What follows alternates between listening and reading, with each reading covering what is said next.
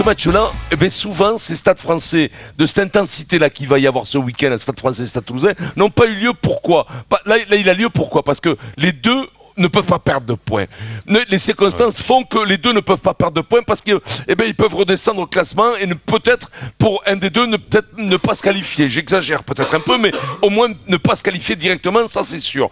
Donc, c'est l'importance sportive qui nous remet du baume au cœur sur justement ce match entre le Stade français, la capitale, et le Stade toulousain, la capitale du rugby. C'est ça qui nous remet le truc. Mais si ça avait été un match pendant le tournoi, avec moins d'internationaux, moins d'enjeux sportifs, ou que même que ce soit une décision des entraîneurs de moins mettre leur armada en place parce qu'ils n'en ont pas forcément besoin à ce moment-là, parce que c'est un championnat où tu peux te rattraper, où tu peux finir 3e, 4e, 5e quand tu appelles le Stade toulousain avec une moyenne saison. Alors que là, si c'était un match où le premier est champion, crois-moi que toutes les journées seraient bataillées et ces matchs-là, ces rivalités prendraient de l'ampleur terrible. Pourquoi est-ce que tu pars du principe que si on a un championnat où le premier est champion, le premier il va aller partout. S'il a 7 ou 8 points d'avance, le premier, qu'est-ce qui te dit qu'il va pas faire une impasse quand il va aller à Toulon?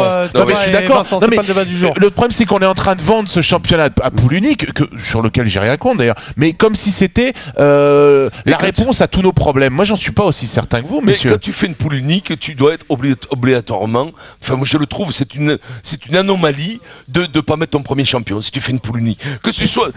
Pourquoi les phases finales ont fait lieu? Parce qu'il y avait plusieurs poules et que tu étais bien obligé de faire rencontrer ceux qui ne s'étaient pas rencontrés toute la saison. Là, ceux qui se rencontrent toute la saison sont encore redépartagés en redonnant une chance au 6e. Ça ramollit un championnat, ça ramollit une importance de match, ça ramollit une intensité, un suspense terrible. Alors pour 2 matchs, parce que les phases finales, c'est peau de banane, c'est non qu'on dit peau de pêche, non, ça se réduit à peau de chagrin. Peau de chagrin, voilà.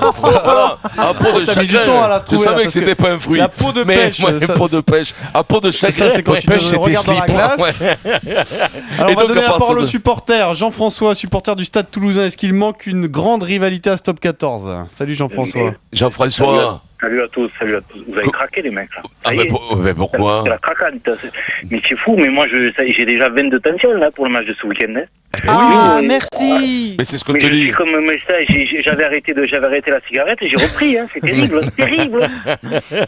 J'ai mangé le Vincent aussi, j'ai mangé mais bien sûr que alors les entraîneurs effectivement en fonction du classement, du nombre de points, tu mets Fritz ou tu mets pas Fritz ou tu mets lui et pas lui, mais le supporter, moi Toulon et Paris, je peux pas les supporter. Je ne peux pas les voir, même en peinture. Ça va nous rendre malade si on ne fait pas un gros résultat. C'est gentil pour les anciens joueurs du Stade français. Oui, je les ai jamais blairés, ça. C'est marrant, hein. Non, mais... Ah, c'est toi? Oui, c'est moi. D'accord. D'accord, mais on est à fond, nous, on est supporters, mais après voilà, parce qu'on est dans l'excès, dans tout ça. Donc, mais moi, je suis à fond. Jean-François, est-ce que Toulon n'est pas en train de prendre la place qu'occupait le Stade français il y a quelques années? C'est aujourd'hui le club qu'on déteste aujourd'hui dans le top 14, c'est Toulon. Enfin, quand je dis on, c'est que les supporters des autres clubs détestent. Oui, c'est ça, c'est le club que tout le monde déteste, c'est Toulon. De toute façon, on déteste Toulon. Il n'y a que Bernard que j'aime bien à Toulon, mais je l'aime de moins en moins. Parce qu'il reste 3 Toulon. Beaucoup trop Toulonnais, beaucoup trop. Ça énerve. Ah bon? Déjà, rien que d'en parler, tu me fais de l'urticaire, là. Non. Non, ça va passer, t'inquiète pas, ça va passer. Non, mais c'est vrai qu'on aime détester. On aime les détester. C'est ça. Oui, mais à la fin, on déteste ceux qu'on admire. C'est pour ça qu'il te dit on aime les détester.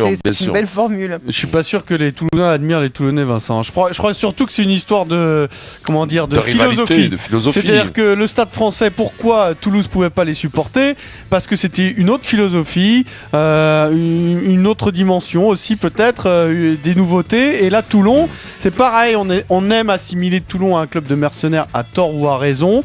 Parce que Toulouse revendique Toulouse c'est le beau jeu. Toulouse c'est l'école du beau jeu, c'est l'école Pierre Villepreux, etc. avec un rugby léché. Et Toulon ça a toujours été un rugby de combat, donc il y avait toujours cette opposition de style et de rugby pratiqué sur le terrain qui reste dans la mémoire des gens. Les affrontements Toulon-Toulouse, les rouges et noirs qui s'affrontaient, c'était toujours ce choc de conception des rugby. Et le Stade français c'était pour Toulouse trop showbiz. Eux ils étaient l'inventeur du beau jeu, mais avec toujours une espèce de truc assez terrien. Et donc c'était l'opposition Nougaro-Dalida. C'était un peu ça, Stade français, Stade toulousain.